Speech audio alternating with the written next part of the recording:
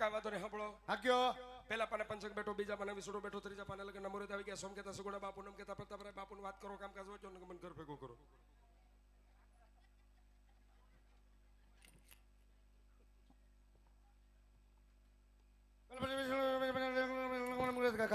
કયો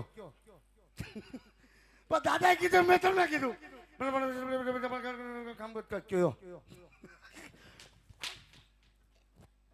દાદા હરખું મેળે નથી આવ્યું લાગતું. પેલા પાને પંચક બેઠો, બીજા પાને વિસુડો બેઠો, ત્રીજા પાને લગન મુહૂર્ત આવી ગયા. સોમ કહેતા સગુણા બેન પૂનમ કહેતા પ્રતાપરાય બાપુની વાત કરો, કામકાજ વચ્ચો ને મને ઘર ભેગું કરો.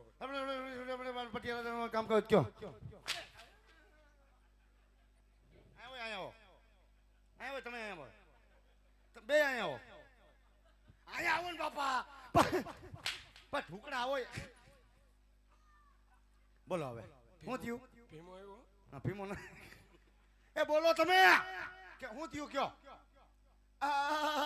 બાપુને સીધો નો કહી શકો ભાઈ, અમારી મર્યાદા હોય. હા પણ હું સાંભળું છું મર્યાદા તમારી છે મને ખબર છે મર્યાદા મારી મર્યાદા વિખાઈ.